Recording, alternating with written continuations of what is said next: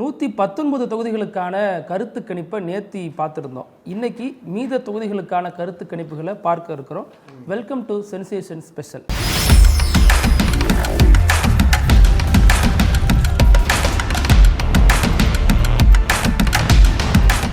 Lalitha jewellery T Nagar இப்ப 1 இல்ல 2 showroom, more space, more range. பிரம்மாண்ட திறப்பு விழா ஏப்ரல் 20 அன்று அதே உஸ்மான் ரோட் வளாகத்தில் லலிதா ஜுவல்லரியின் இன்னொரு ஷோரூம். ஆச்சி மசாலா, எந்த சமையலும் ருசி தேடும் ரகசியம். 20 ரூபாய். பெரிய ஒரு பயணம் போயிட்டு வந்துருக்கீங்க தேர்தலை ஒட்டி. நாங்களாம் ஒரு சில தொகுதியில் போனாலும் உங்கள் பயணம் ரொம்ப பெரிது. எப்படி இருக்குது கள நிலவரம்? யாருக்கு சாதகமாக இருக்குது? கருத்து கணிப்பு போகிறதுக்கு முன்னாடி மக்கள் மனநிலை தெரிஞ்சுக்கிட்டு போவோம். காலத்தில் திமுக அதிமுக கூட்டணி தான் பலமாக இருக்குது. தாவேக்கா சொல்கிறாங்க, அது நகரங்களில் இருக்குது, கிராமங்களில் வந்து பெருசாக அது பெரிய தாக்கத்தை ஒன்றும் ஏற்படுத்தலை. விஜய் நேரடியாக பிரச்சாரத்துக்கு போனார் இல்லையா, அந்த இடத்துல கூட்டம் கூடுச்சு இல்லையா, அவரை தான் கூட்டம். மற்றபடி தமிழ்நாடு பூரா அவங்க வேட்பாளர் போட்டிருக்கிறாங்க இருக்கிறாங்க.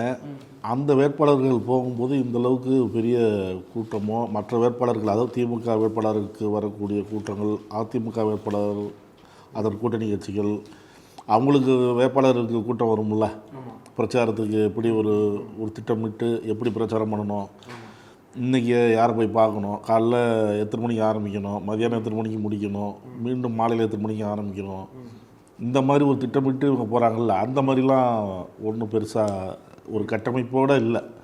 அப்படி தான் பார்க்க முடியும். நீங்கள் கூட கம்பம்ல போயிருந்தீங்களா? ஆமாம், அது வேற. ஜெகநாத் மிஸ்ரா வந்து ஜெகநாத் மிஸ்ரா தாவேக்காலேயே கவனிக்கப்படக்கூடிய ஒரு வேட்பாளராக இருக்காரு. இத்தனைக்கும் விஜய் வந்து அந்த பகுதிகளை பிரச்சாரமே பண்ணல. கம்பம், திண்டுக்கல், தேனி முழுவதுமாக பண்ணல. இருந்தாலும் ஜெகநாத் மிஸ்ரா மீது ஏதோ ஒரு வகையில் கவனம் இருக்கிறதா. அவர் வந்து தேமுதிகவில் வேட்பாளராக இருந்தவர். விஜயகாந்த் கட்சி தொடங்கிய போது அவங்க தேமுதிகவில் வேட்பாளராக இருந்து அதிலே 19,000 ஓட்டு அப்போவே வாங்கினவர். ரெண்டாவது அவர் சொந்த தொகுதி, சொந்த ஊர் அந்த இடம். அதனால் அவர் கொஞ்சம் சமூக பணியில் தொடர்ந்து இருந்துட்டு வர்றாரு. பிஸ்னஸ் பண்ணுறாங்க. அவங்களுக்கு அந்த கட்சியை தாண்டி அவருக்குன்னு ஒரு செல்வாக்கு இருக்குது. அந்த செல்வாக்கில் அவர் இப்போ நம்ம பேசுகிற வரையும் இந்த தொடர்ந்து போயிட்டுருக்கிறாரு. அவர் உற்சாகமாக அது ஒரு பக்கம் ஓடிட்டுருக்கு. ரெண்டாவது அந்த தொகுதியை பொறுத்த வரைக்கும் பின்னாடி பேசுவோம். இதே போல் சில வேட்பாளர்கள் அந்த கட்சியை தாண்டி அவங்களுக்குன்னு ஒரு இருக்கும்ல தொகுதியில், அவங்களுக்கு ஓரளவு இருக்குது, அவ்வளோதான். இப்போ கள நிலவரம் வந்து நாளுக்கு நாள், மணி நேரத்துக்கு மணி நேரம் மாறிடுது. இப்போ நாம் இப்போ பேசிகிட்டு இருப்போம், சில தொகுதியில் வந்து நாளைக்கு இதே நேரத்தில் வேறு மாதிரி கூட போகலாம். அதுதான் கலநிலவரம் வந்து ஷேர் மார்க்கெட் மாதிரி ஆயிடுச்சு. பேசுறதுக்குள்ள ஏறுது இறங்குது, யாரோட ஆதிக்கம். அது என்னென்னா இப்போ நாம் மட்டும் இல்லை, நம்மளை மாதிரி நிறைய தொலைக்காட்சிகளில் பேசுகிறாங்க. இப்போ இருக்கிற யூடியூப் சேனல்லும் சில களத்துக்கு போகிறாங்க, பேசுகிறாங்க. அப்போ வந்து அது அந்த கட்சி தலைவர்கள் பார்க்குறாங்க. இல்லைன்னா அந்த தலைவர்களுக்கு அடுத்தபடியாக இருக்கிறவங்க அந்த கொண்ட தலைவர்கிட்ட அந்த கவனத்துக்கு கொண்டு போகிறாங்க. இந்த இடத்துல வீக்காக இருக்குது, இந்த சேனலில் வந்துச்சு அப்படின்னு சொல்லும்போது அவங்க நிர்வாகிகளை விரட்டுறது, வேலை வாங்குறது, அப்போ கொஞ்சம் அந்த சுணக்கம் தொய்வு கொஞ்சம் மேம்படும். இப்போ நாம் பப்ளிக் பைட் எடுக்கிறப்பவே திமுக அதிமுககாரங்க வந்து கேட்குறாங்க, கள நிலவரம் எப்படி இருக்குது, உண்மையை சொல்லுங்கள், நாங்கள் அது சம்மந்தமாக ரிப்பேர் பண்ணிக்கிறோம், எதுவும் பிரச்சனை இருந்தால் அப்படின்னு கேட்குறாங்க. நம்மகிட்டே கேட்குறாங்க, நம்ம சொல்கிறது ஏற்றுக்கிறாங்களே தெரிய மாட்டேங்குது. இதில் முக்கியமான விஷயம் என்னன்னா மறுவரையறை சட்டம். அதை வந்து நாடாளுமன்றத்தில் கொண்டு வந்தாங்க. தமிழ்நாட்டோட தொகுதி நிலைமை மறுவரையறை சட்டத்துக்கு பின்னே மாறிடுச்சு. ஏன்னா அந்த டைமில் வந்து திமுகவும் சரி, ஸ்டாலினும் சரி, அவங்களோட பிரச்சாரங்களாக இருக்கட்டும், அவங்களோட உறுதியான அந்த நிலைப்பாடாக இருக்கட்டும், இது எல்லாமே களத்துலையும் வந்து பிரதிபலிக்குது. இப்போ பொதுவாக வந்து தமிழ்நாட்டில் இருக்கவங்க வந்து இப்போ நம்மளே சரி பேசும்போது தூய தமிழில் பேசுகிறவங்களில் இங்கிலீஷ் கலந்து தான் பேசுகிறோம். இப்போ ஃபோனாக இருக்கட்டும், அன்றாட வாழ்வில் ஃபுல்லாக இங்கிலீஷ் தான் பெரும்பான்மையாக யூஸ் பண்ணுறோம். ஆனால் தமிழுக்கு ஒரு பிரச்சனையோ இல்லை தமிழர் உரிமைகளுக்கோ மாநில உரிமைக்கோ ஒரு பிரச்சனை வரும்போது அது நம்மளை அறியாமல் ஒரு எழுச்சி வருது. இந்த கூலி படத்தில் அப்படி தான், ஒரு மேன்ஷனில் எல்லாம் சாதாரணமாக தங்கிட்டு இருப்பாங்க, அன்றாட வேலையை பார்த்துட்டு தான் இருப்பாங்க. கிளைமேக்ஸ்க்கு முன்னாடி ரஜினி ஒரு சத்தம் கொடுத்தவனையும் அடி வாங்கிட்டு இருந்த ஆளெல்லாம் அடிக்க ஆரம்பிப்பாங்க. அந்த மாதிரி தான் தமிழ்நாடும். நம்ம வாட்டுக்க நம்ம வேலையை பார்த்துக்கிட்டே இருப்போம். இவனுக்கும் தமிழுக்கும் சம்மந்தம் இருக்காடா அப்படின்ற மாதிரி தான் நம்ம வேலை பார்த்துட்டு இருப்போம். ஆனால் அதுக்கு ஒரு பிரச்சனைன்னு வரும்போது அங்கே வந்து நிலவரம் தலைகீழாக மாறும். இதுக்கு முன்னாடி ஒரு உதாரணம் என்னென்னா, கலைஞர் வந்து இறந்தப்ப கலைஞர் மேலே நிறைய விமர்சனங்கள் எல்லாருக்குமே இருந்துச்சு. ஆனால் கலைஞர் இருந்தப்போ ஐயோ ஒரு தலைவர் இறந்து போயிட்டாருன்னு ஒரு அப்படியே மாற ஆரம்பிச்சிச்சு. கலைஞருக்கு எம்ஜிஆர் நினைவிடத்துக்கு போனவன் பூரா கலைஞர் நினைவிடத்துக்கு போய் பார்த்ததெல்லாம் உண்டு. இல்லை, கலைஞர் இறந்தப்பயுமே கலைஞரை வந்து ராஜாஜி ஹாலில் வைக்கும்போது கொஞ்சம் வந்து கூட்டங்கள் அதிகமாச்சு. கலைஞருக்கு எப்போ இடம் கிடைக்கல அப்படின்னு ஒரு செய்தி வெளியில் வந்துச்சோ ஒட்டுமொத்த தமிழ்நாடும் ஒரு போராட்டத்துக்கே தயாராக தான் இருந்துச்சு. அவ்வளவு எழுச்சியாக அவர் மேலே எவ்வளோ விமர்சனங்கள் இருந்தாலும் அதையெல்லாம் தாண்டி அவர் வந்து ஒரு தமிழ்நாட்டோட ஒரு பெருந்தலைவர், அவருக்கு ஏன் இப்படி பண்ணுறீங்க அப்படிங்கிற ஒரு மக்கள் மனசில் ஒரு எல்லாருக்கும் அந்த இது வந்துச்சு. அதே மாதிரி தான் இப்பயும் தொகுதி மறுவரையறை எதுக்கு? தமிழ்நாட்டுக்கு வந்து நீங்கள் 20 தொகுதி சேர்த்து அதாவது அதிகாரப்பூர்வமாக எத்தனை தொகுதின்னு தெரில, பேசுனது வச்சு 20 தொகுதி நீங்கள் அதிகமாக கொடுத்தாலும் இப்போ உத்தரப்பிரதேசத்துக்கோ மத்திய பிரதேசத்துக்கோ அந்த அங்கே கொடுக்குற தொகுதிகள் இன்னும் அதிகமாக தானே இருக்கு. இங்கே 80ன்னா 120 130. இப்போ அப்படிலாம் ஒட்டுமொத்தமாக பார்த்தா தமிழ்நாட்டோட பிரதிநிதித்துவம் குறையத்தான் செய்யுது. அதனால் எதிர்க்கிறோம் அப்படிங்கிற ஸ்டாலினுமே சொன்னார். 50-60 இருந்த திமுகவை திரும்ப பார்க்க போகிறீங்க, தமிழ்நாட்டை வந்து திரும்ப பார்க்க போகிறீங்க. இது எல்லாமே களத்தில் பிரதிபலிக்குது கண்டிப்பாக. இப்போ கமல் சொன்னார்ல, இந்த போராட்டம் நடந்துகிட்டு இருக்கிறப்ப நாம் எங்கே இருந்தோம்னா ஈரோட்டில் இருந்தோம். அமைச்சர் முத்துசாமியும் பார்த்தோம், அன்றைக்கி சாமிநாதனையும் பார்த்தோம். எல்லாருமே அன்றைக்கி வந்து கருப்பு சட்டை போட்டிருந்தாங்க. இப்போ கட்சியை திமுக தலைமையில் அந்த அறிவிப்பு போராட்டம் நடத்தணும்னு. ஆனால் கட்சியை தாண்டி வெளியில் பார்வையாளர்கள், இப்போ பொதுமக்கள் இருக்காங்கல்ல, பொதுவானவர்கள் ஆகும்போது அவங்க கவனத்துக்கு இது போகுது. இப்போ கமல் சொன்ன மாதிரி அந்த விஷயம் பரவி இருக்கு. ஏன் எல்லாம் கருப்பு சட்டை போட்டிருக்காங்க, ஏன் கருப்பு பேட்சை குத்திருக்காங்க அப்படிங்கிறது கவனிக்கப்பட்டது. இது ஒரு பேசு பொருளாக அது வரைக்கும் தெரியலனாலும் இந்த போராட்டம் வந்து அந்த விஷயத்தை வந்து வீரியமாக மக்கள்கிட்ட கொண்டு சென்றிருக்கு. இந்த விஷயத்தை அன்னைக்கு சாயந்தரம் வந்து ஸ்டாலின் வந்து திண்டுக்கல்ல வந்து கூட்டம் பேசுகிறாரு. அங்கே வந்து போனதும் வான வேடிக்கை தான். மசோதா வந்து நிறைவேறல, தோல்வி அடைஞ்சிருச்சு, நாம வெற்றி அடைஞ்சிட்டோம் அப்படின்னு சொல்லி வான வேடிக்கை தான். திண்டுக்கல் ஃபுல்லாகவே அது ஒரு பெரிய விஷயமா தான் இருக்குது.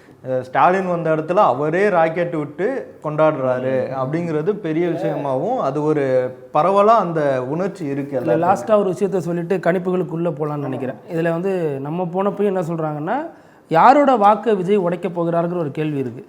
அதில் பெரும்பாலும் நம்ம கேட்டப்போ இது வரைக்கும் எடப்பாடி பழனிசாமிக்கு ஆதரவாக வாக்களித்துட்டு இருந்தவங்களாம் என்ன சொல்கிறாங்கன்னா, விஜயை நோக்கி எங்கள் வாக்குகளை நாங்கள் இந்த முறை போட போகிறோம், ஏன்னா புதிய மாற்றமாகவும் இருக்காரு. அப்போ அதிமுகவை ஏன் நீங்கள் போய் தேர்ந்தெடுக்கல அப்படின்னு கேட்டால், அதிமுக அங்கே பல துண்டுகளாக சிதறப்பட்டு கிடக்கு, அதனால் அங்கே போகிறத விட இந்த வாக்கு சிந்தாமல் விஜய்க்கு போட்டால் விஜய் ஒரு புதிய மாற்றமாக இருப்பார் அப்படிங்கிறாங்க. இப்போ விஜய் தீவிரமாக திமுகவை எதிர்த்துட்டு இருக்கிற நேரத்தில் திமுக வாக்குகள் பிளவுபடும் அப்படின்னு தான் எல்லாரும் சொன்னாங்க. ஆனால் அதற்கு மாறாக திமுகவை எதிர்க்கிறவங்களுடைய வாக்குகள் பிளவுபடுது. அதுதான் களத்தில் இருக்கக்கூடிய ஒரு விஷயமா பார்த்து ஒரு வகையில் திமுக விஜய் இப்போ தேர்தலை சந்திக்கிறது திமுகவுக்கு சாதகம். ஆமாம் ஆமாம், அதுவும் தேர்தலை சந்திக்கிறத விடனா தனித்து சந்திக்கிறது இன்னும் சாதகம் திமுகவுக்கு. இப்போ கூட்டணி வச்சிருந்தாரு அப்படின்னா பெரிய டேமேஜ் ஏற்படுத்தியிருக்கோம். இப்போ பிருத்திவி சொன்னது போலவே வந்து நம்மளுமே போயிருந்தோம், கிருஷ்ணகிரி தர்மபுரிக்கு போயிருந்தோம், அதே நிலைமை தான். இப்போ திமுகவுக்கு ஏதோ ஒரு வகையில் பெரிய ஆதரவு இல்லை. ஆனால் அந்த எதிர்ப்பை வந்து யாருங்க கேபிட்டலைஸ் பண்ணுறாங்க, யார் கல்டிவேட் பண்ண போகிறாங்கன்னு பார்த்தா அந்த எதிர்ப்பை இது பண்ணுற அளவுக்கு யாருமே பெரிய ஃபோர்ஸ் அங்கே இல்லை. அதிமுகவும் பெரிய வீக்காக தான் இருக்குன்ற மாதிரி சொல்கிறாங்க. அங்கே அந்த பகுதிகளில் பாமக 2 பிளவுபட்ட கிடக்கு. தாவேக்காவும் பெருசாக வந்து அங்கே ஃபுல்லாக ரூரல் தானே, கிராம பகுதியில் பெருசாக வேலை பார்க்கல. தாவேக்காவும் ப்ரெசன்ஸை யாருமே ஃபீல் பண்ணல மக்கள். அதனாலேயே கூட சில பேர் என்ன சொல்கிறாங்க அப்படின்னா, வேறு வழி இல்லாமல் கூட நாங்கள் டிஎம்கேக்கு தான் சூஸ் பண்ண போகிறோம், ஏன்னா இங்கே வந்து யாருமே பெருசாக ஆன்டி டிஎம்கே ஓட்ஸை வந்து பெருசாக இங்கே வந்து அறுவடை பண்ணுறதுக்கு பெரிய ஃபோர்ஸ் இல்லைன்னு சொல்லிட்டு தான் அங்கே ஒரு சென்டிமெண்ட். அதனாலே கூட அந்த பகுதிகள் முழுவதும் திமுகவுக்கு ஏதோ ஒரு ஆதரவாக இருக்கிற மாதிரி தான் தெரியுது. நம்ம போன இஷ்யூலேயே 119 தொகுதிகளுக்கு வந்து கருத்து கணிப்பு வெளியிட்டிருந்தோம். நம்ம இந்த புத்தகத்திலேயே 2வது வந்த புத்தகத்திலேயே நிறைய மாற்றங்கள் இருக்குது. ஏன்னா நம்ம பேசினாதான் மாற்றங்கள் நடந்து கொண்டே இருக்கும். அதில் முக்கியமான விஷயம் வந்து கோபிச்செட்டிப்பாளையம், வேலூர், கம்பம் 3 வந்து அதிமுக தான் 2ஆம் இடம், இல்லைன்னா திமுகவுக்கும் அதிமுகவுக்கும் தான் போட்டி அப்படின்ற மாதிரி தான் நம்ம போட்டிருந்தோம். ஆனால் இப்போ இந்த 3 இடத்துலையுமே தாவேகா வந்து 2ஆம் இடத்துக்கு வர்றதுக்கான வாய்ப்பு இருக்குது. ஏன்னா கோபிச்செட்டிப்பாளையத்தில் இவர் செங்கோட்டையன் நிற்கிறாரு, முன்னாள் அமைச்சர். தாவேக்காலேயே ஒரு வலுவான கேண்டிடேட் வந்து அவர். அதேமாதிரி கம்பம்ல நீங்கள் சொன்ன மாதிரி ஜெகநாத் மிஸ்ரா வந்து தீவிரமாக வேலை பார்த்துட்டு இருக்காரு. இன்னொரு ஒரு பெரிய மாற்றம் என்னன்னா, அதாவது இந்த தலைகீழான மாற்றம் அப்படின்னு சொல்லுவாங்கள்ல, அது கோயம்புத்தூரில் தான் நடந்திருக்கு. இப்போ இருக்க நிலவரப்படி, அதாவது இந்த புத்தகத்தில் வந்த நிலவரப்படி 10ல் 6 வந்து அதிமுக சாதகமாக தான் இருக்குது. 2 தொகுதிகள் தான் திமுக சாதகமாக இருக்குது. ஸோ வந்து இப்படியான மாற்றங்கள் தொடர்ந்து நடந்துக்கிட்டே தான் இருக்குது. அப்போ வந்து அந்த கொங்கு பகுதிகளில் திமுகவால் பெருசாக சட்டமன்ற தேர்தல் பொறுத்தளவில் திமுகவால் பெருசாக அதிமுகவோட கோட்டையை வந்து சதைக்க முடியலன்னு தான் தெரியுது. இன்னும் அதிமுக ஸ்ட்ராங்காக இருக்காங்க. அங்கே பாஜகவும் சேர்ந்து இருக்காங்க. வெற்றி பெற்ற இடத்த தக்க வைக்கணும்னு போராடுவாங்கல்ல. பாஜகவும் சேர்ந்து இருக்காங்க. அந்த சமுதாய பேக்கப் இருக்கு. அப்போ திமுகவுக்கு அதில் 2 எதிரிகள், பாஜகவை எதிர்க்கணும், அதிமுகவை எதிர்க்கணும். அது ஒரு பெரிய சேலஞ்சிங்கான. இதில் என்னன்னா, நேற்று எஸ்பி வேலுமணியோட பொண்ணு வந்து அவருக்காக பிரச்சாரத்துக்கு வந்தாங்க. அங்கே வந்து அவங்க சொல்கிறாங்க, போன தடவை வந்து 10க்கு 10 ஜெயிச்சு கொடுத்தோம், இந்த தடவை அவினாசியையும் சேர்த்து 10க்கு 11 ஜெயிச்சு கொடுக்கணும், அதுதான் நம்மளோட இலக்காக இருக்கும்னு அவங்க பேசுகிறாங்க. அப்போ அந்த அளவுக்கு கோயம்புத்தூரில் ஜெயிக்கணும்னு அவங்க முழு முடிவாக தான் இருக்காங்க. வேலுமணி பொண்ணு அந்த மாதிரி பேசுகிறதா நீங்கள் சொல்கிறீங்க. ஏன்னா அவங்க அதிமுக வந்து ஜெயிச்சு எடுத்து தக்க வைக்கணும் அப்படிங்கிறது அவங்களுக்கு உள்ள பிரச்சனை தானே அது. அப்போ அது பொறுப்பு வந்து வேலுமணி தான் அங்கே பொறுத்த வரைக்கும். அதனால தான் இப்போ வந்து ஸ்டாலின் வந்து முதலமைச்சர் என்ன பண்ணியிருக்காரு, செந்தில் பாலாஜி அங்கே அனுப்பியிருக்காரு, எப்படியாவது பண்ணணும்னு சொல்லி. அவங்களும் தீவிரமாக அங்கே தங்கி தான் வேலை பார்க்குறாங்க. ஏன்னா அங்கே ஃபுல்லாக பொறுப்பு அவர் தான். ரிசல்ட்டில் தான் தெரிய வரும். இப்போ நம்மளை அதான் நம்ம முதல்ல சொன்ன மாதிரி தான். இப்போ இந்த இப்போ நம்ம பேசுனதுக்கப்புறம் எது வீக்காக இருக்குதுன்னு சொல்லி அடுத்தது வேலையை முறுக்குவாங்க. யாரை பார்க்கணும், சமுதாய ரீதியாக எந்த தலைவர் சந்திக்கணும், சில கம்பெனிகள்லாம் இருக்கும். அந்த கம்பெனிக்கெலாம் போவாங்க, உங்கள் தொழிலாளர்களை வந்து இங்கே ஆதரவு கொடுக்க சொல்லுங்கள், அந்த கம்பெனி முதலாளிகளை பற்றி பேசுவாங்க. இந்த மாதிரி எல்லா வேலையும் நடக்கும். இல்லை, கோயம்புத்தூரை பொறுத்த வரைக்கும் அவங்கவுங்க தொகுதியில் ஜெயிக்கணுங்கிறத தாண்டி மாவட்டம் யார் கையில் வருது, திமுக கைக்கு வருதா அதிமுக வருதா, அதை வந்து செந்தில் பாலாஜியும் சரி வேலுமணியும் சரி ரொம்ப தீவிரமா அதுதான் அவங்க வெற்றியா நினைக்கிறாங்க. இப்போ வந்து மதுரையிலிருந்து ஆரம்பிச்சிடலாமாண்ணா? ஆரம்பிங்க. ஆமாம், மதுரை பிடிஆர் தானே அப்போது. பிடிஆர் தான். இப்போ சுந்தர்ஜிலாம் நேச்சரோட பேசியிருக்காரு, வாக்குக்கு பணம் கொடுக்குற வேலையே கிடையாது, நான் ஒருத்தன் தான் அந்த மாதிரி அப்படின்னு அந்த அளவுக்கு நம்பிக்கையில் இருக்காரு. மதுரை மத்திய தொகுதியில் ஜெயிச்சிட மாதிரி தான் சொல்கிறாங்க. நான் ஒருத்த மட்டும் உத்தமங்கிறப்ப திமுக மேலே வேற ஒரு கலர் வருது இல்லை, பெரியார் தான் சொல்லுவார், இந்த பேர் மட்டும் இப்படி போடாதீங்க அப்படின்னு. ஆமாம். இப்போ மதுரையில் வந்து முதல்ல மேலூர் தொகுதியில் தான் நம்ம லிஸ்ட்டில் ஃபஸ்ட்டாக இருக்குது. மேலூரில் வந்து பரிச்சயம் இல்லாத ஒரு வேட்பாளரை காங்கிரஸ் வந்து களம் இருக்கிறதுனால அங்கே மேலூரில் காங்கிரஸுக்கு பின்னடைவு, திமுக கூட்டணிக்கு பின்னடைவு. யார் அப்படின்னா விஸ்வநாதன். அவர் வந்து காஞ்சிபுரத்தோட முன்னாள் எம்பி. அவர் வந்து மதுரையில் மேலூரில் அப்போவே வந்து மேலூர் காங்கிரஸ் நிர்வாகிகள் எதிர்ப்பு தெரிவித்தாங்க, வேட்பாளரை மாற்றுங்க அப்படின்ட்டு. ஆனால் காங்கிரஸ் தலைமை மாற்றலை.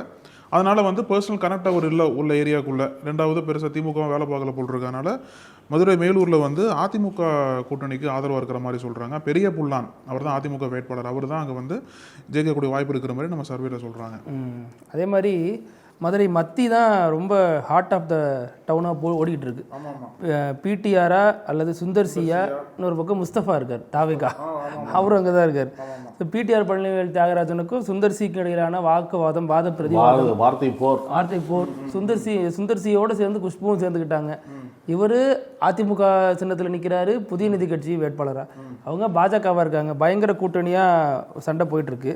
இதில் பிடிஆர் பழனிவேல் தியாகராஜனுக்கே வாய்ப்பு அதிகம் அப்படிங்கிறது நம்ம எடுத்த கருத்து கணிப்புகளோட முடிவாக இருக்குது இந்த மதுரை மத்தியை பொறுத்த வரைக்கும். மதுரையை டச் பண்ணும்போது திருப்பரங்குன்றத்தை பற்றி பேசாமல் இருக்க முடியாது. திருப்பரங்குன்றம் வந்து தமிழ்நாட்டில் இப்போ சமீபத்தில் ஒரு பெரிய ஒரு பேசு பொருளான ஒரு தொகுதி. அதில் நம்ம சர்வேல என்ன சொல்கிறாங்கன்னா ஈக்குவலாக இருக்காங்க. ஆமாம், இழுபறியாக போயிட்டுருக்கு. ஆரம்பத்தில் வந்து ஏடிஎம்கே தான் இருந்தது, ராஜன் செல்லப்பா. இப்போ அந்த வேட்பாளருடைய தனிப்பட்ட செல்வாக்கும் கொஞ்சம் அங்கே இருக்குது. கிருத்திகா தங்கப்பாண்டி அவங்க ஒரு நிறுவனம் வச்சு நடத்திட்டு இருக்கிறாங்க, நலத்திட்டங்கள்லாம் கொடுத்துட்டு இருக்கிறாங்க. 2வது இப்போ திமுக டைரெக்டாக அங்கே இறங்குது. இப்போ போன தடவைலாம் கூட்டணி கட்சிக்கு கொடுத்தாங்க. அவங்க சில நலத்திட்டங்கள்லாம் கொடுத்துட்டு அந்த பெண் வேட்பாளருங்கிற முறையில் நிறையா பெண்கள் ஆதரவு அவங்களுக்கு இருக்குது.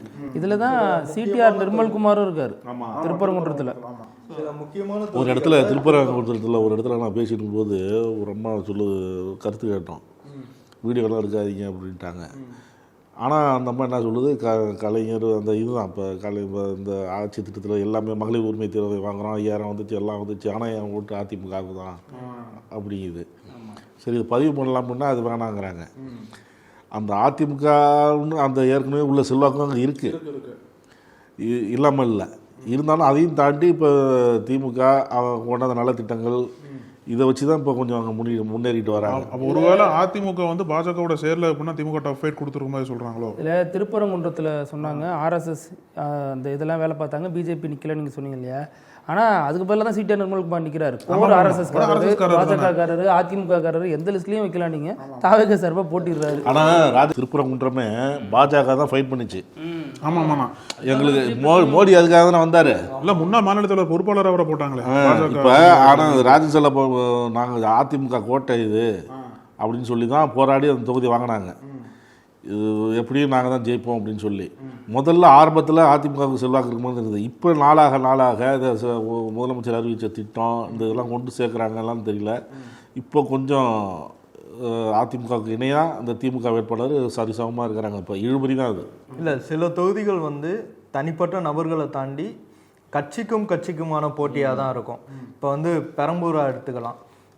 விஜயா ஆர்டி சேகராங்கிறத தாண்டி திமுகவா தாவேக்காவா அப்படிங்கிற போட்டி அங்கே இருக்குது. நம்ம கொஞ்ச நேரத்துக்கு முன்னாடி கோவை பேசினோம், கோவை மாவட்டம் யாருக்குன்னு. அது மாதிரி திருப்பரங்குன்றம் இந்த விளக்கேற்றுற பிரச்சனை வந்ததுக்கப்புறம் அது வந்து மக்கள் எல்லாம் எங்களுக்கு தான் ஆதரவுன்னு 2 பேருமே சொல்லிட்டாங்க.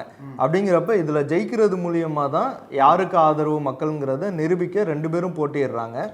திருப்பரங்குன்றம் திமுக ஜெயிச்சா திமுகவுக்கு ஆதரவாக எங்களுக்கு பக்கம்தான் மக்கள் இருக்காங்க அப்படிங்கிறது போகும். அதே மாதிரி தான் அதிமுக கூட்டணி ஜெயித்தாலும் அவங்களுக்கு பக்கம்தான் இருக்காங்க அப்படிங்கிறப்போ நீங்கள் சொன்ன மாதிரி பிஜேபி தான் அங்கே இடம் கேட்டுச்சு. ஒருவேளை அதிமுக கூட்டணி ஜெயிச்சா அவங்க அதே வச்சு பாருங்க மக்களே எங்கள் பக்கம்தான் எங்களுக்கு தான் ஆதரவு கொடுக்குறாங்க அப்படிங்கிறத சொல்ல வாய்ப்பு இருக்குங்கிறதுனால திமுக இன்னும் டீப்பாக இறங்கி அங்கே வேலை பார்த்துட்டு தான் இருக்காங்க. எம்ஜிஆர் நினச்சி இன்னும் ஓட்டு போடுற மக்கள் அந்த தொகுதியில் இருக்காங்கன்னா. இதில் மதுரை வடக்கு எப்படின்னு பார்க்குறீங்க? தளபதி டிஎம்கே, இந்த சைடு சரவணன் ரொம்ப நாளாக போட்டிடுறாரு, எல்லா தேர்தலையும் போட்டிடுறாரு. மதிமுகவில் இருக்காரு, அதிமுகவில் இருக்காங்களாம். போராடி எடப்பாடியை தனிப்பட்ட முறையில் சந்தித்து பல தடவை சந்தித்து இந்த சீட்டை அவர் வாங்கியிருக்காராம்.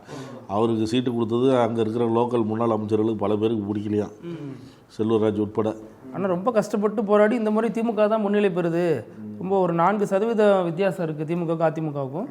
ஆனால் தளபதி இருக்கார், சிட்டிங் எம்எல்ஏவாக இருக்கிறாரு, அதனால் அவருக்கான வாய்ப்புகள் அதிகம் அப்படிங்கிற மாதிரி தான் நமது கருத்து கணிப்புகளில் வருது.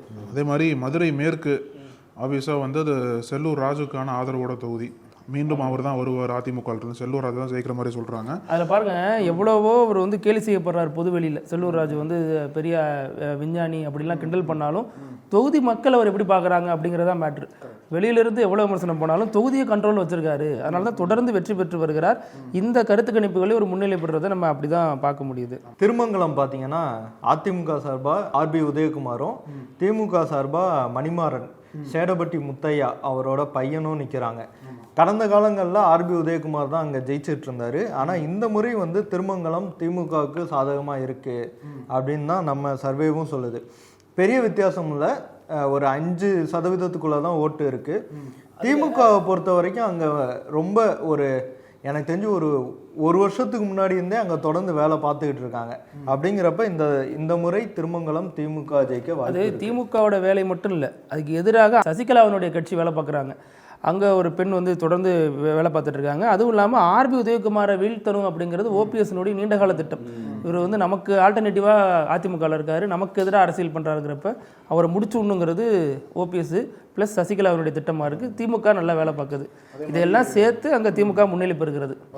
சசிகலா ஒரு 5000 ஓட்டாவது பிரிக்க மாட்டாங்களா அப்படிங்கிறது தான் அங்கே பேச்சாக ஓடிட்டு இருக்கு. ஆமாம், இப்போ மதுரை கிழக்கு வந்து பார்த்தீங்க அப்படின்னா அமைச்சர் மூர்த்தி அவருக்கு அங்கே ஆதரவாக தான் களம் இருக்குது. ஸோ அவர் தான் வந்து மீண்டும் ஜெயிக்கிற மாதிரி இருக்குது. இதில் அவரோட ஆதரவாளராக போட்டி போட்ட மதுரை மேற்கு தொகுதியை சேர்ந்த ஆர் பாலாஜி அவருக்கு கொஞ்சம் பின்னாடி வேணால் அங்கே தான் செல்லூர் ராஜு ஜெயிக்க போகிறதா சொல்கிறாங்க. அதே மாதிரி திருமங்கலம் பேசியாச்சு. உசிலம்பட்டியில் வந்து அதிமுக கொஞ்சம் அப்பர்கான் இருக்குது, திமுக கொஞ்சம் அங்கே வந்து மைனஸாக தான் போகுதுன்ற மாதிரி சொல்கிறாங்க. ஸோ ஓவராலாக பார்க்கும்போது மதுரை பொறுத்தளவில் மதுரை கிழக்கு, சோழவந்தான், மதுரை வடக்கு, மதுரை தெற்கு, மத்திய மதுரை, அப்புறம் திருமங்கலம் இதெல்லாமே வந்து திமுக ஆதரவாக இருக்குது. மேலூர், மதுரை மேற்கு, உசிலம்பட்டி இது அதிமுக ஆதரவாக இருக்குது. திருப்பரங்குன்றம் இழுபறி. 10 தொகுதியில் 6 திமுகவுக்கும் 3 அதிமுகவுக்கும் 1 இழுபறியில் இருக்குது. ஆமாம், இப்போ அடுத்து வந்து தேனியில் பார்த்தோம் அப்படின்னா ஓபிஎஸ். தேனினாலே எப்படி நமக்கு வந்து அவர் ஞாபகம் தான் வரும். அவர் ஞாபகம் தான் வருது நமக்கு. எப்படி மதுரை நாள் பிடிஆர் ஞாபகம் வராரோ அது மாதிரி தேனியில் ஓபிஎஸ் தான் ஞாபகத்துக்கு வருவார். போடி நாயக்கன் இப்போ தான் திமுகவில் சேர்ந்து திமுக சார்பாக ஓபிஎஸ் போட்டி போடுறாரு. போடி வந்து என்னதான் கொஞ்சம் இதுவாக தெரிஞ்சாலும் ஓபிஎஸ் கொஞ்சம் டிஃபிகல்ட்டாக தான் இருக்கும் அப்படின்ற மாதிரியும் சொல்கிறாங்க. அப்புறம் பெரியகுளம், ஆண்டிப்பட்டி, அப்புறம் கம்பம் இந்த 3 தொகுதிகளும் திமுகவுக்கு தான் ஆதரவாக இருக்குது. அதுவும் கொஞ்சம் பெரிய பெர்சன்டேஜில் திமுக லீடில் இருக்கிற மாதிரி நம்ம சர்வேல சொல்றோம். அதில் அண்ணன் சொன்ன மாதிரி கம்பமில் ஜெகநாத் மிஸ்ராவுக்கும் திமுகவுக்கும் பயங்கர டஃப்பான போட்டி போயிட்டு இருக்கு. ஜக்கையன் அதிமுக அவங்க 2 பேரும் மாறி மாறி நிற்கிறாங்க. ஜக்கையன் அதிமுக, இவர் கம்பம் ராமகிருஷ்ணன் மாற்றி மாற்றி நிற்கிறாங்க. லோக்கலில் இவருக்கு போட்டு பார்ப்போம், இவர் தான் கொரோனாவில் இவ்வளோ செஞ்சுருக்கேன் அது செஞ்சுருக்கேன் நிறையா சொல்லிகிட்டு இருக்கிறாரு. அதெல்லாம் இல்லை, செஞ்சுட்டு தான் இருக்கிறாரு. அதனால் இவருக்கு போட்டால் என்ன அப்படின்னு பார்க்கவும் முடியுது. ஆக்டிவாக தான் போயிட்டு இருக்காரு. திமுக வேட்பாளருக்கு கொஞ்சம் டஃப் கொடுக்குறாரு. இல்லை, ஆண்டிப்பட்டியில் ஒரு சுவாரஸ்யம் இருக்குது. அங்கே தான் அண்ணன் தம்பி போட்டி போடுறாங்க. திமுகவில் மகாராஜன், அதிமுகவில் லோகிராஜன். இவங்க கூட சேர்ந்தா லெஃப்ட் பார்ட்டியும் போட்டி போடுறாரு தாவேக்கால. ஸோ இந்த இதில் வந்து இவர் வந்து அண்ணனுக்காக தம்பி விட்டு கொடுத்தா என்ன, தம்பிக்காக அண்ணன் விட்டு கொடுத்தா என்னன்னு பிரச்சாரத்தில் பேசினாலும் 2 பேர் லெஃப்ட் பார்ட்டி விட்டு கொடுங்க. அவர் லெஃப்டில் இண்டிகேட்டர் போட்டு ரைட்டில் போயிட போகிறாரு. இதுலேயும் வந்து ஆண்டிப்பட்டியை பொறுத்த வரைக்கும் திமுக தான் முன்னிலை பெறுது. இந்த முறையும் மகாராஜன் தான் வரதுக்கான வாய்ப்பு இருக்குது அப்படிங்கிறது கள நிலவரமாக இருக்குது. கருத்து கணிப்பின் அடிப்படையில் அதான் தகவல். தேனியை பொறுத்த வரைக்கும் மொத்தம் 4 தொகுதிகள். அங்கே 3 திமுகவுக்கு ஆதரவாகவும் 1 வந்து இழுபறியாகவும் இருக்குது. அதாவது ஓபிஎஸ் வந்து கடுமையான போட்டியாளராக இருக்கார். அங்கே என்ன விவரம்ங்கிறது ஓட்டு போட்டால் தான் தெரியும். அடுத்து விருதுநகர். ஆமாம், 2 சிட்டிங் அமைச்சர்கள் இருக்காங்க. அப்புறம் முக்கியமாக பாஜகவுடைய மாநில தலைவர் நயினார் நாகேந்திரன் சாத்தூரில் போட்டி போடுறாரு. சிவகாசியில் கேடி ராஜேந்திர பாலாஜி, விருதுநகர் தொகுதியில் விஜய பிரபாகரன், அருப்புக்கோட்டையில் கேகேஎஸ் ராமச்சந்திரன், திருச்சூலியில் தங்கம் தென்னரசு, ராஜபாளையத்தில் தங்கபாண்டி, அவர் சிட்டிங் எம்எல்ஏவாக இருக்கார். அப்படி வந்து மிக முக்கியமான ஆட்கள்லாம் விருதுநகரில் போட்டி போடுறாங்க. ஸ்ரீவில்லிபுத்தூரில் வந்து கம்யூனிஸ்ட் கட்சி நிற்கிறாங்க. அப்புறம் அதிமுகவில் வந்து சந்திரபாபா அப்படி அவங்க நிற்கிறாங்க. இதில் பார்த்தீங்க அப்படின்னா ராஜபாளையம், சாத்தூர் நயினார் போட்டி போட்ட தொகுதி, சிவகாசி கேடி ராஜேந்திர பாலாஜி தொகுதி, விருதுநகர், அருப்புக்கோட்டை, திருச்சூலி இதில் எல்லா தொகுதியிலுமே வந்து திமுகவுக்கு தான் ஆதரவாக இருக்கிற மாதிரி சொல்கிறாங்க. அப்போ இந்த கணக்குப்படி பார்த்தீங்கன்னா விருதுநகரை பொறுத்த வரைக்கும் போன தடவை நாடாளுமன்ற தேர்தலில் விஜய் பிரபாகரன் மார்ஜின் தான் தோற்றங்கள்லயே ரொம்ப கம்மியான ஓட்டுல தோத்தது அவர் தான். அப்படிங்கிறப்ப இந்த தடவை அதுக்குள்ள இருக்க ஒரு தொகுதி விருதுநகர். அதனால அவருக்கு வெற்றி வாய்ப்பு வந்து பிரகாசமா இருக்கு.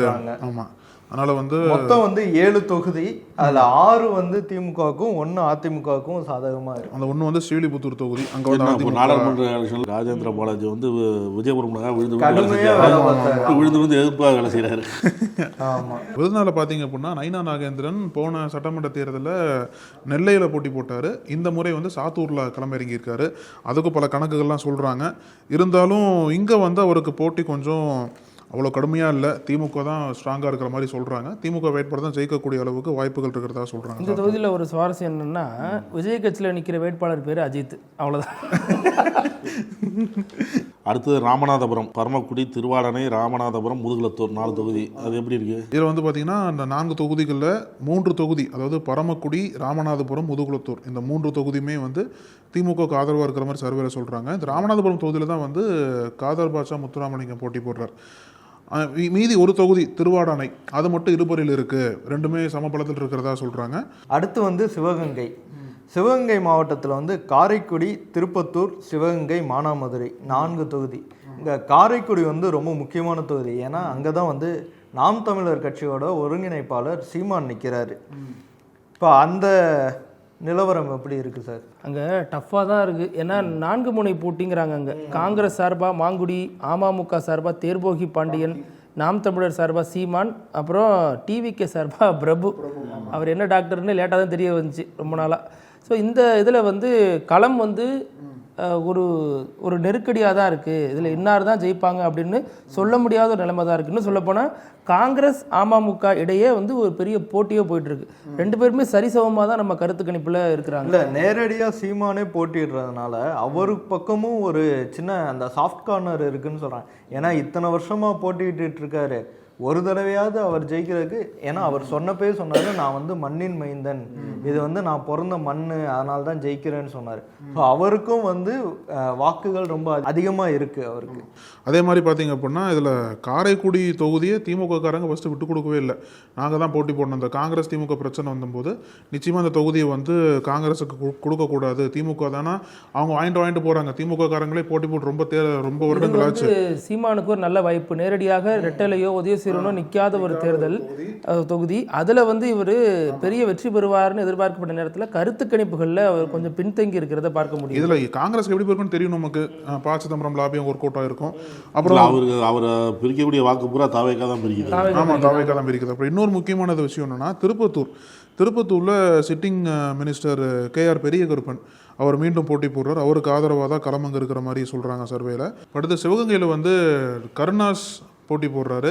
ஆனால் நம்ம சர்வே இப்படி என்ன சொல்கிறாங்க அப்படின்னா, அங்கே ஏடிஎம்கே கொஞ்சம் லீடு இருக்குது அப்படின்ற மாதிரி சர்வேல சொல்கிறாங்க. ஆனால் சிட்டிங் எம்எல்ஏ செந்தில்நாதன் அவர் தான் மறுபடியும் வரதுக்கான வாய்ப்பு இருக்குது அப்படின்னு அந்த தொகுதியை பொறுத்த வரைக்கும் நம்ம கருத்து கணிப்புகளில் சொல்கிறாங்க. அதே மாதிரி மானாமதுரையும் டிஎம்கே வந்து லீடிங்கில் இருக்கிற மாதிரி சொல்கிறாங்க. ஸோ டோட்டலாக சிவகங்கையில் 4 தொகுதிகள், அதில் திருப்பத்தூர் அப்புறம் வந்து மானாமதுரை 2 தொகுதிகளில் டிஎம்கே லீடிங்கில் இருக்காங்க. சிவகங்கையில் மட்டும் அதிமுக, காரைக்குடி மட்டும் முன்னாடி பேசினது போல் இழுபறியாக போயிட்டுருக்குன்னு தான் சொல்லணும். அடுத்து வந்து தூத்துக்குடி மாவட்டம். தூத்துக்குடியில் வந்து விளாத்திக்குளம், தூத்துக்குடி, திருச்செந்தூர், ஸ்ரீவைகுண்டம், ஒட்டப்பிடாரம், கோவில்பட்டி, இந்த 6 தொகுதிகள் வந்து இருக்குது. அங்கே நிலவரம் எப்படி இருக்குது? பிருத்திவி தான் சொல்லணும், அவர் தான் அங்கே போயிட்டு வந்தார். இல்லை, தூத்துக்குடி பார்க்குற வரைக்கும் கீதா ஜீவனுக்கு அந்த பகுதியில் செல்வாக்கு இருந்தது நம்மளும் பார்த்தோம். கருத்து கணிப்பில் அதான் வந்திருக்கு. ஏன்னா அவங்க தனிப்பட்ட முறையில் செஞ்ச வேலைகளுக்கு அந்த ஊரில் ஒரு மரியாதை இருக்குது. அங்கே ஸ்டாலினா எடப்பாடியாங்கிறதுக்கு பதிலாக கீதா ஜீவனா அதிமுக எம்எல்ஏவா அப்படிங்கிறது அங்கே பெரிய ஒரு ரேஸாக போயிட்டுருக்கு. அதில் கீதா ஜீவன் முன்னிலை பெறுகிறார் அந்த தொகுதியை பொறுத்த வரைக்கும். விளாத்திக்குளம் பொறுத்த வரைக்கும் மார்க்கெண்டையன் சிட்டிங் எம்எல்ஏ அதிமுகவிலிருந்து வந்தவர் தான். ஆனாலும் அவர் அந்த தொகுதியை தன்னுடைய ஆளுமைக்கு கீழே வச்சிருக்காரு, தன்னுடைய ஆளுகைக்கு கீழே. அவர் என்னெல்லாம் அங்கே வந்து ரொம்ப கனெக்டாக இருக்காரு மக்களோட அப்படிங்கிறது அவருக்கான ப்ளஸ்ஸாக அங்கே இருந்துச்சு. அந்த வகையில் அவர் அங்கே முன்னிலை பெறுகிறார். ஆமாம், அதே மாதிரி திருச்செந்தூரில் பார்த்தீங்கன்னா சிட்டிங் மினிஸ்டர் அனிதா ராதாகிருஷ்ணன் அவரும் அவங்க முன்னிலையில் வராரு. அப்புறம் கோவில்பட்டி, அது வந்து கடம்பூர் ராஜோட ஸ்ட்ராங்கான ஒரு தொகுதி. அங்கே வந்து அதிமுக கடம்பூர் ராஜு லீட் எடுக்கிறாரு கோவில்பட்டியில். அப்புறம் ஒட்டப்பிடாரம், ஸ்ரீவைகுண்டம், இந்த 2மே வந்து திமுக ஆதரவாக தான் இருக்குது நம்ம சர்வேப்படி. இப்போ இதில் இன்னொரு விஷயம் என்னன்னா, கனிமொழி அவங்க வந்து தூத்துக்குடி நாடாளுமன்ற தொகுதி உறுப்பினர். ஸோ வந்து அவங்களோட பரப்புரையும் அவங்களோட செயல்பாடுகளுமே இங்கே தூத்துக்குடியில் சிறப்பாக தான் இருக்குது. தூத்துக்குடி, திருநெல்வேலி, கன்னியாகுமரி இந்த 3 மாவட்டத்திலையும் கனிமொழியோட பரப்புரைக்கான தாக்கம் வந்து கண்டிப்பாக இருக்குது. இதில் தூத்துக்குடியில் இன்னொரு விஷயம் சொல்லணும். அதிமுக முன்னாள் எம்எல்ஏ செல்லப்பாண்டியன் நிற்கிறார். இது 2 முறை, ஒரு முறை இவங்க வென்றா இன்னொரு முறை அவர் வெல்வார். இடையில கூட்டணி கட்சிகள் போனதுனால இந்த முறை தான் 2 பேருக்கும் டஃப்பான ஒரு இதாக இருக்குது. ஆனாலும் கீதா ஜீவன் நிற்கிறாங்க. அதில் வெல்றதுக்கான வாய்ப்புகள் இருக்கிறதா கருத்து பார்க்குறோம். இன்னொன்று இதில் ஸ்ரீநாத் நிற்கிறார், தாவேக சார்பா விஜயோடைய நண்பர் நிற்கிறாரு. இவருக்காகவே விஜய் அவ்வளோ தூரம் பிரச்சாரம் பண்ண வந்தார். ஆனால் அதை பயன்படுத்திட்டு ஒரு சரியாக பிரச்சாரம் பண்ணலை ஸ்ரீநாத்.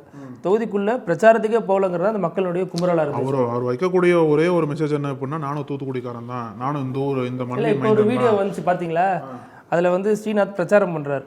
ஒரு லேடி கேட்குறாங்க, இப்போ எங்கள் வீட்டில் வெள்ளம் வந்துருச்சு அப்படின்னா நான் கீதா ஜீவன் வீட்டுக்கு போய் கேட்க முடியும், நீங்கள் யார், எங்கேருந்து வரீங்க, இங்கே எங்கே தங்கியிருக்கீங்கன்னு எனக்கு தெரியாது, பிரச்சனைனா நான் எப்படி உங்களை தேடி வர்றது அப்படின்னு அவங்க கேட்குறாங்க. அந்த கேள்வி அந்த தொகுதி மக்களுக்கான கேள்வியாக தான் பார்க்க முடியும். இல்லை, பொதுவாக திடீர்னு ஒரு பிரபலம் வந்து வேற மாவட்டத்துக்கு வரும்போது எல்லார் மத்தியிலையுமே அந்த கேள்வி இருக்குது. ஏன்னா எல்லாருமே நான் இங்கே ஜெயிச்சா இங்கே வந்துடுவேன்னு சொன்னாலும் கூட, இப்போ சுந்தர் சி நிற்கிறாருன்னா அடுத்தடுத்து அவருக்கு வந்து படங்களோட கமிட் ஆகி தான் இருக்காரு. அரண்மனையாக இருக்கட்டும், இப்படி படங்கள் வந்து கமிட் ஆகி தான் இருக்காரு. தொகுதியில் நாங்கள் வீடு எடுப்போம்னு சொல்கிறாங்க. வீடு எடுப்பார், ஆனால் படத்தை என்ன மதுரையிலே எடுப்பார். அவர் போக வேண்டிய இடத்துக்கு போய் தானே ஆகணும். விஜய் வந்து திருச்சி கிழக்குக்கு போகிறாரு. இப்போ இது அவர் சொல்லிட்டாரு, மாதத்துக்கு ஒரு தடவை வருவேன், ஜெயிச்சாலுமே மாதத்துக்கு ஒரு தடவை தான் வருவார், ஜெயிச்சாலே மாதத்துக்கு ஒரு தடவை தான் வருவேன்னு சொல்லிட்டாரு. அவர் பேசிகிட்டு இருக்கும்போது சொன்னார்ல விளாத்திக்குளம் மார்க்கண்டேன்னு, அவர் சொன்னார்ல தொகுதி மக்களோட கனெக்டடாக இருக்கிறாருன்னு சொன்னார்ல. யார் வேணாலும் ஃபோன் பண்ணலாம் அவருக்கு. 2021 எலெக்ஷனுக்கு நான் அவரை பேட்டி எடுக்கும்போது அங்கே ஒரு நாள் சுற்றும்போது அப்படி தான் இருந்தார். நம்ம தானே போயிருந்தோம். அப்போ வந்து ரொம்ப அது எளிமையாக அது யார் வேணாலும் அவர் தான் எடுக்கிறார் ஃபோனை. இதேமாரி பல எம்எல்ஏக்களை பார்க்க முடியும். மக்கள் நலனில் மக்களோட கனெக்டடாக இருக்கிற நிறைய எம்எல்ஏக்களை இப்படி பார்க்க முடியும். இன்னொன்று, இப்போ திட்டங்கள் போய் சேருதான்னு பார்க்குறாங்க அப்படிங்கிறாங்க. நம்ம சந்தித்த சட்டமன்ற வேட்பாளர்கள் எல்லாருமே முதல்ல மாதிரிலாம் இல்லைங்க, மக்கள் விவரமாக இருக்காங்க, இவர் வந்ததுக்கப்புறம் ரோடு போட்டாங்களா, இவர் வந்ததுக்கப்புறம் இந்த தண்ணி வந்ததா, இவர் என்ன பண்ணாங்க அப்படிங்கிற மாதிரி திட்டங்கள் தன்னுடைய கிராமங்களுக்கு, தன்னுடைய பகுதிக்கு, தன்னுடைய தொகுதிக்கு வந்ததா அப்படிங்கிறத தான் பார்க்குறாங்க. இப்போ சிட்டிங் எம்எல்ஏவாக இருக்கிறது அதிமுகவாக இருந்தாலும் சரி, திமுகவாக இருந்தாலும் சரி, அவங்க மக்கள்கிட்ட போகும்போது நான் எம்எல்ஏவாக இருந்து இந்த இடத்துக்கு குடிநீர் கொண்டாந்துருக்கேன், இந்த இடத்துல ரோடு போட்டிருக்கேன், அதை சொல்லி தான் வாக்கு கேட்குறாங்க. எல்லாருமே முதல்ல மாதிரி இல்லை. அந்த திட்டங்கள் போய் சேர்ந்துருக்கா அதை மக்களும் பார்க்குறாங்க, வேட்பாளர்களும் அதை தான் எடுத்துகிட்டு தான் போகிறாங்க. இந்த பணங்கிறதுலாம் கூடுதலாக தான், கடைசியாக வைட்டமின் பாங்கிறதுலாம் கடைசியாக ஒரு கூடுதலான ஒரு பூஸ்ட் தான் அது. நம்ம போன தடவை மார்க்கண்டேயன் அவங்கள பார்த்தப்பயே அவரோட பண்ணை பார்த்தோம்ல சார், அங்கே நான் மிரண்டு போன ஒரு விஷயம் என்னென்னா, நம்ம தற்சார்பு பொருளாதாரம்னு பேசுகிறோம்ல, அங்கே போனால் அவர் வாழ்வார். அதுதான், ஏன்னா பயோகேஸ் வச்சுருந்தாரு. அது வாட்டி பெரிய மொத்தமாக பண்ணையை கவர் பண்ணியிருக்கோம். விலாகாய் ஒரு வீடியோ வரும்.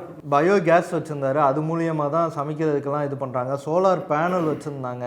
நம்ம தற்சார்பு பொருளாதாரம் பேசுகிறது எல்லாமே அவர் இதில் வச்சுருந்தாரு. அது ஃபுல்லாக கவர் பண்ணியிருக்கோம். இதில் இன்னொரு முக்கியமான விஷயம், இப்போ திட்டங்கள் இதெல்லாம் அண்ணன் சொன்னார்ல, விட்டமின் பா, இதையெல்லாம் தாண்டி இன்னொரு விஷயம் எங்கள் என்ன தொகுதியில் ஒர்க் அவுட் ஆகுது அப்படின்னா, அந்த கனெக்ட்டுங்கிறது எப்படி கிரியேட் பண்ணிக்கிறாங்கன்னா, ஒருத்தர் வீட்டில் ஒருத்தர் சாவு நடந்துருச்சு அப்படின்னா ஆளாக அந்த எம்எல்ஏ போய் நிற்கிறாரு. ஒரு கல்யாணத்துக்கு பத்திரிக்கை வச்சுட்டாங்க அப்படின்னா எப்பாடுபட்டாவது கல்யாணத்துக்கு போயிடுறாங்க, நாள் தள்ளி போனாலாவது இந்த வீட்டுக்கு போய் விசாரிச்சுட்டு வந்துடுறாங்க. அதுதான் அந்த மக்களை கனெக்டாக உயிர்ப்போடு இவங்க கூட கனெக்டாக வச்சிருக்குது. செம்மலை பேட்டிட்டு ஒரு நாளைக்கு 30 கல்யாணம் 40 கல்யாணம் போகிறாங்க. திமுக அதிமுக வேட்பாளர்களும் தாண்டி அந்த பொறுப்பாளர்களை பொறுத்த வரைக்கும், இப்போ இன்றைக்கி கல்யாணம்னா நேற்று நிச்சயதார்த்தம் இருக்கும், இன்றைக்கி கல்யாணம் இருக்கும். நேற்று நைட்டு 7 மணிக்கு ஆரம்பித்தாங்கன்னா நேற்று நைட்டு 10 மணி வரைக்கும் ஒரு 6-7 குடும்பத்துக்காக போயிடுவாங்க கூட இருக்கும். அதான் குறைஞ்சபட்சம் அவ்வளோ தூரம் போயிடுவாங்க. திரும்ப காலையில் ஒரு 5 மணிலேருந்து 6 மணிலேருந்தோ அந்த முகூர்த்தத்தை பொறுத்து மதியம் ஒரு 11-12 மணி வரைக்கும் மண்டபத்தை காலி பண்ணுற வரைக்கும் அவங்க பயணத்திலேயே தான். அணைக்கட்டு நந்தகுமார் நம்ம பேட்டியில் சொல்லியிருப்பார், முதல் நாள் சாயங்காலம் ஆரம்பித்து நைட்டு 10-11 மணிக்கு வரைக்கும் போயிட்டு, காலையில் ஆரம்பித்து மதியம் வரைக்கும் போயிட்டு, கிட்டத்தட்ட 25-30 கல்யாணம் 40 கல்யாணம் போவோம், 25 கல்யாணம் போவோம். ஆனால் எங்கேயுமே கை நினைக்க மாட்டோம், சாப்பிட மாட்டோம், நேரம் இருக்காது.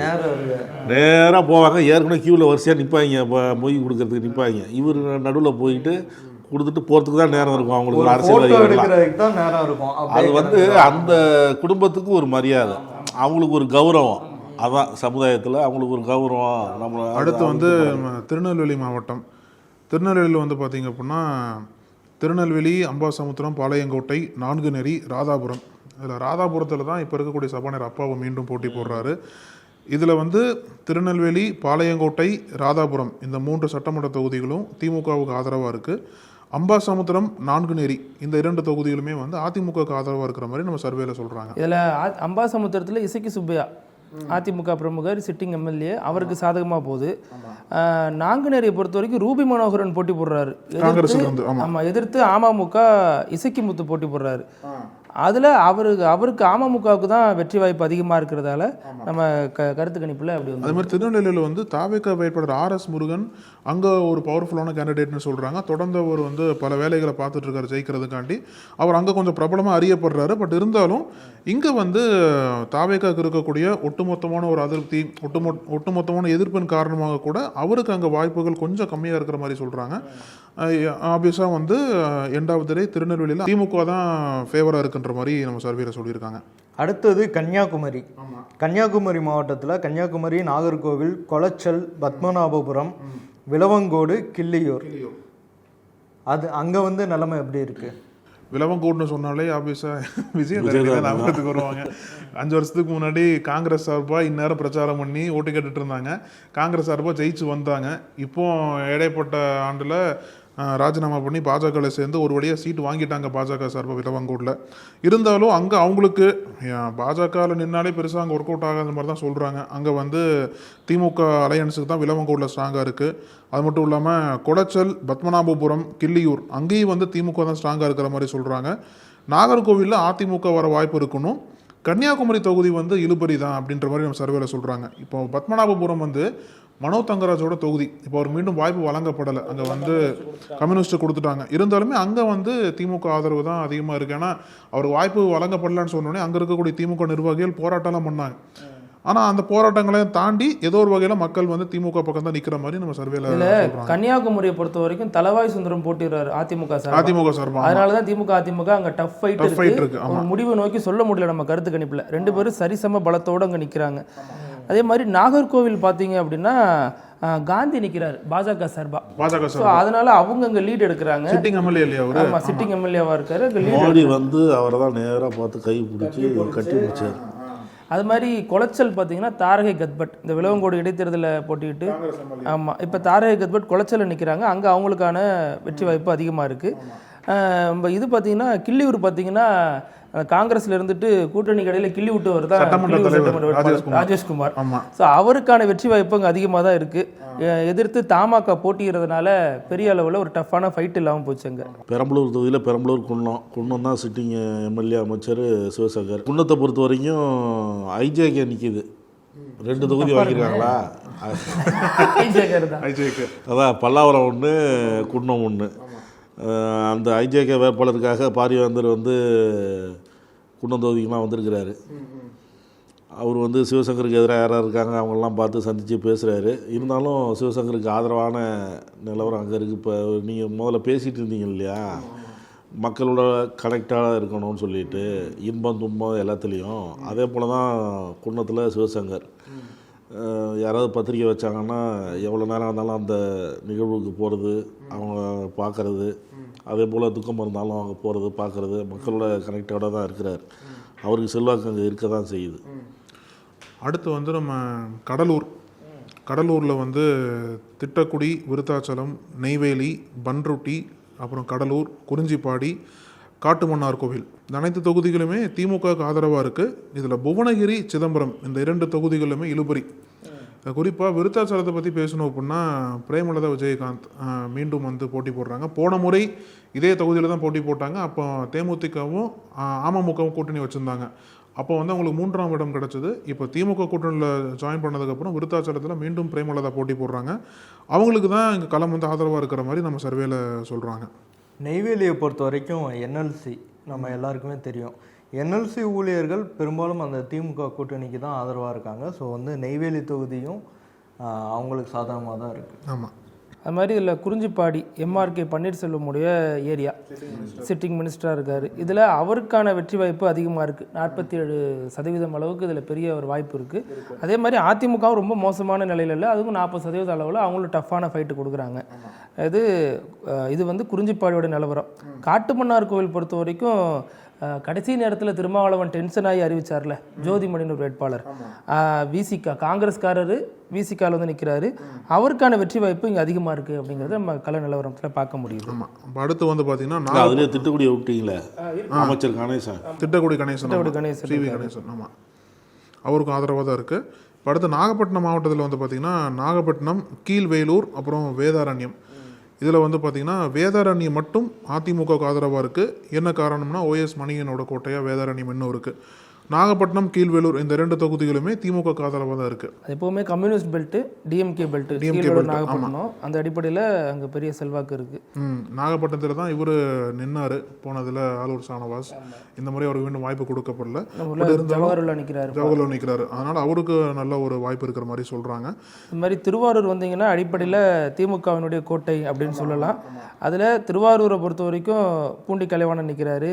அவர் ஒரு பெரிய வித்தியாசத்தில் முன்னிலை பெறுகிறார். மன்னார்குடியிலையும் டிஆர்பி ராஜா அவர் ஒரு பெரிய வித்தியாசத்தில் முன்னிலை பெறுகிறார். அங்கே வந்து டிடிவி தினகரன் கட்சியெல்லாம் நின்னாலுமே இவர் வந்து முன்னிலை பெறுகிறார்.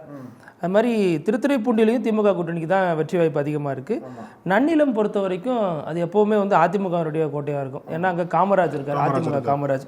இப்போ எஸ்டிபியை எதிர்த்து போட்டிக்கிட்டு கடைசி நேரத்தில் மிகப்பெரிய அளவில் கலை வேலைகள்லாம் பார்த்ததுக்கப்புறம் இப்போ தொகுதி வந்து ரொம்ப டஃப்பான ஒரு நிலையை நோக்கி போயிட்டு இருக்கு. காமராஜா எஸ்டிபிஐ முபாரக் அப்படிங்கிறத பொறுத்து இந்த கல நிலவரம் ரொம்ப டஃப்பாக இருக்காங்க. அதனால இந்த திருவாரூரில் பார்க்கும்போது திருத்துறைப்பூண்டி, மன்னார்குடி, திருவாரூர் 3மே திமுகவுக்கு ஆதரவாக இருக்குது. நன்னிலம் மட்டும் இழுபறியாக போயிட்டுருக்கு. அடுத்து வந்து இன்னொரு மிக முக்கியமான மாவட்டம் தஞ்சாவூரில் வந்து மிக முக்கியமான தொகுதிகள்லாம் எல்லாமே திருவிடை மருதூர். இப்போ சிட்டிங் அமைச்சர் கோவி செலியனோட தொகுதி மீண்டும் அவர் போட்டி போடுறாரு. கும்பகோணத்தில் சாக்கோட்டை அன்பழகன் அவர் ரொம்ப ஸ்ட்ராங்காக இருக்கக்கூடிய வேட்பாளர் தான் கும்பகோணத்தில். இவரை எதிர்த்து வந்து தமாக போட்டி போடுறாங்கன்னு நினைக்கிறேன். அப்புறம் கட்டும் டஃப்பாக இருக்கும். டஃப்பாக இருக்கும். விஜய் விட்டுட்டாரு. விஜய் ஹோலோகிராம்லாம் வந்து கரெக்ட் பிரச்சாரம் பண்ணிட்டு இருந்தாரு. ஹாலோகிராம்லாம் பிரச்சாரம் பண்ணி ஒரு புதுவையான பிரச்சாரத்தை அங்கே தாவேக்கான அறிமுகப்படுத்தினாங்க. அப்புறம் ஒரத்தநாடு வந்து வைத்திலிங்கம் அதிமுக இருந்து அப்புறம் தினகரன் பக்கம் வந்து மீண்டும் திமுக ஜாயின் பண்ணியிருக்காரு. அவருக்கு தான் மீண்டும் வாய்ப்பு கொடுக்கப்பட்டிருக்கு. இதில் பார்த்தீங்க அப்படின்னா அனைத்து தொகுதிகளும் திருவிடைமருதூர், கும்பகோணம், பாபநாசம், திருவையாறு, தஞ்சாவூர், ஒரத்தநாடு, பட்டுக்கோட்டை, பேராவூரணி இது எல்லாத்துலேயுமே வந்து திமுக தான் லீடிங்கில் இருக்கிற மாதிரி சொல்கிறாங்க. இதுலேயுமே இழுபறி இல்லைன்ற மாதிரி தான் நம்ம சர்வேல சொல்கிறாங்க. ஆனால் அந்தளவுக்கு நம்பர்ஸ் வந்து கொஞ்சம் ஸ்ட்ராங்காக டிஎம்கே ஃபேவராக இருக்கிற மாதிரி சொல்கிறாங்க. ஆமாம், இதில் பேராவூரணி தொகுதியில் தாவேக்கா வேட்பாளர் காண்டீபன், சந்திரகாண்டீபன் பல சர்ச்சைகளில் மாட்டினவர். அவரும் இங்கே பெரிய அளவில் வெற்றி வாய்ப்பை இழக்கிறார் அப்படிங்கிறது நம்ம கள நிலவரத்தில் பார்க்க முடியுது. அடுத்து வந்து புதுக்கோட்டை மாவட்டம். புதுக்கோட்டையில் வந்து கந்தர்வக்கோட்டை, விராலிமலை, புதுக்கோட்டை, திருமயம், ஆலங்குடி, அறந்தாங்கி இதில் வந்து விராலிமலை அதிமுகவுக்கு சாதகமாக இருக்குது.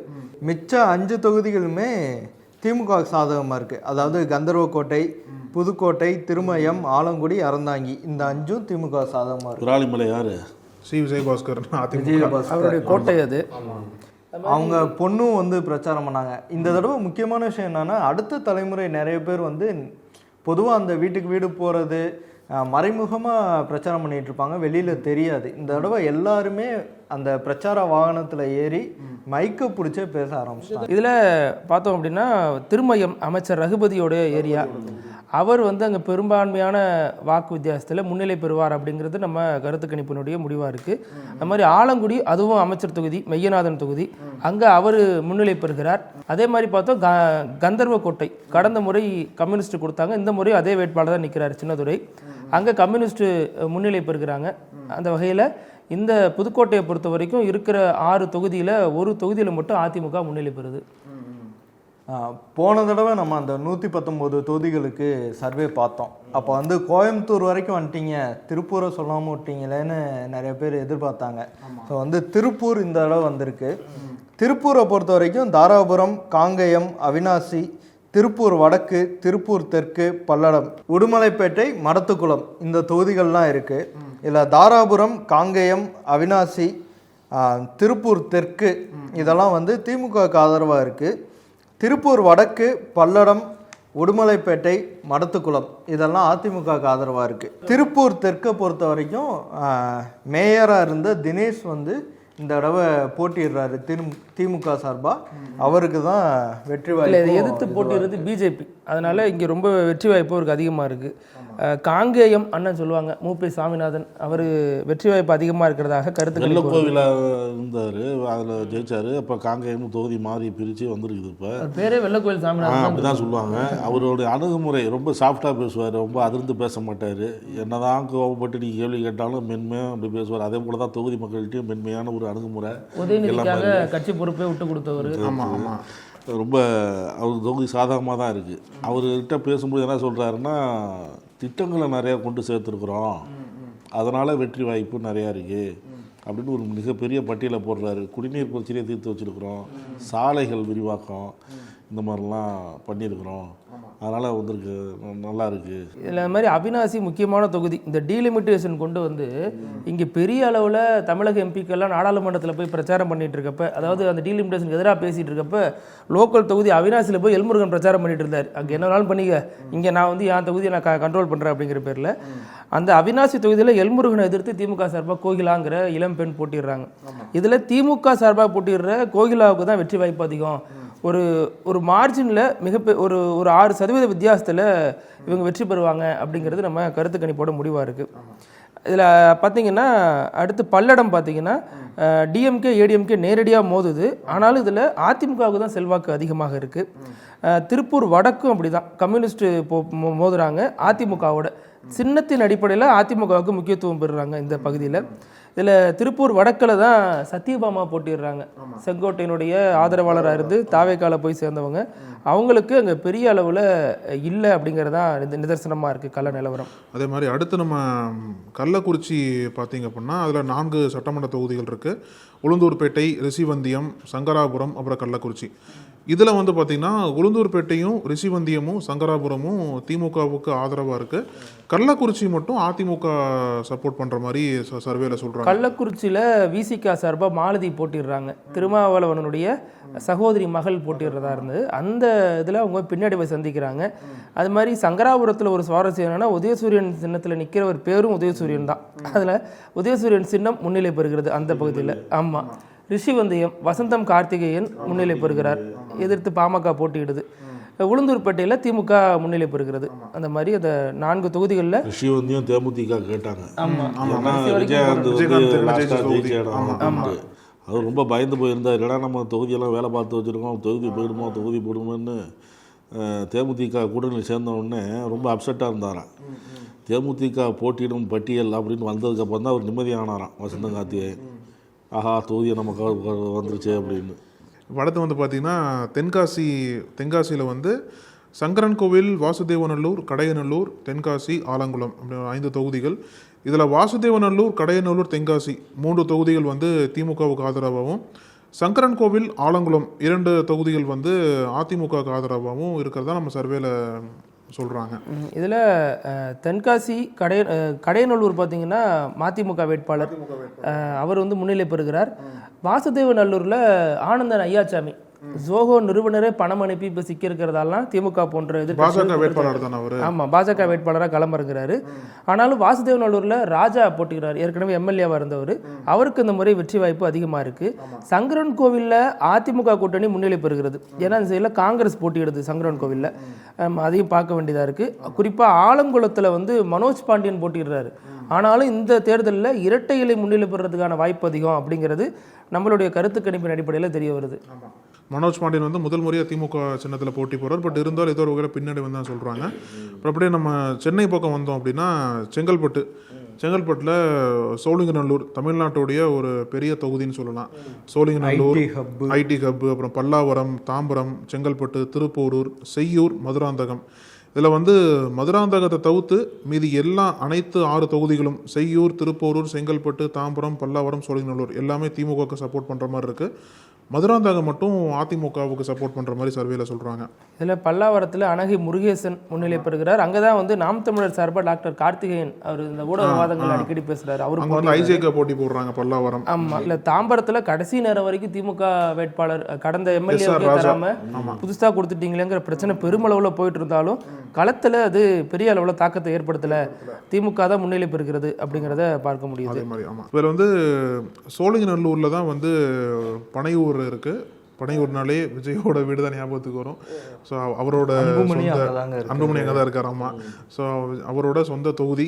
அதாவது அப்பா கிட்ட கோச்சிட்டு இருக்கிறவங்களாம் அங்கே தான் இருப்பாங்க போட்டு அப்படி மொத்தமாக சொல்லிடுறாங்க பஞ்சாயத்து ஆயிரப்போது.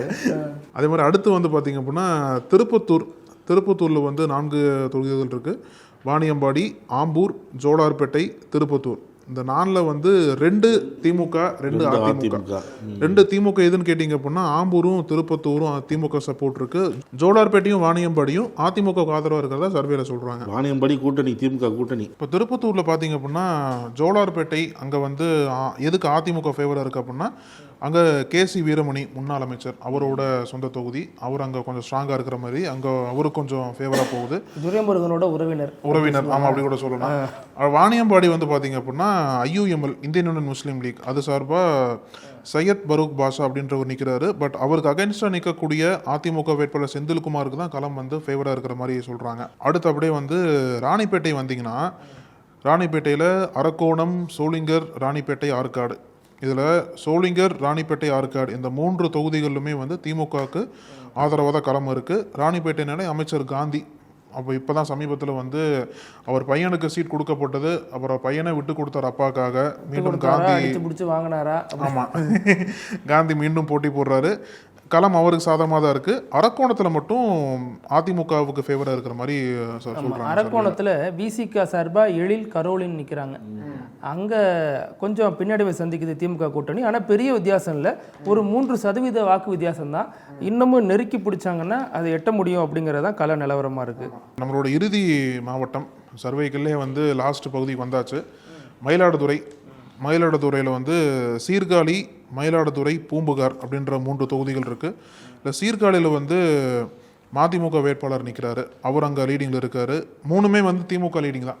மயிலாடுதுறையும் சரி, சீர்காழியும் சரி, பூம்புகாரும் சரி. ஏன்னா அது வந்து முதல்வரனுடைய மனைவி இருக்கிற தொகுதி, அவங்களுடைய சொந்த ஊர் அது சீர்காழி பொறுத்த வரைக்கும். அதனால் அங்கே சீர்காழியில் எங்கேயுமே இல்லாத ஒரு வேடிக்கை பார்த்தேன். செந்தில் செல்வன் மதிமுக வேட்பாளர் வாக்கு சேகரிக்க போகிறாரு. ஆல்ரெடி சிட்டிங் எம்எல்ஏவாக இருந்த முன்னாள் எம்எல்ஏ அவருக்காக வாக்கு சேகரிச்சுட்டு இருக்காரு. ஒவ்வொரு தொகுதியாக அவருக்கு மனக்கசப்பு இருக்குது, நமக்கு தரலை, நம்ம ஆல்ரெடி அவர் 2-3 முறை இங்கே எம்எல்ஏ வந்திருக்காரு, நமக்கு தரலையேங்கிற மனக்கசப்பையும் தாண்டி தலைமை போட்ட உத்தரவு கட்டுப்பட்டு அவருக்காக வீடு வீடாக போய் வாக்கு சேகரிக்கிறாரு.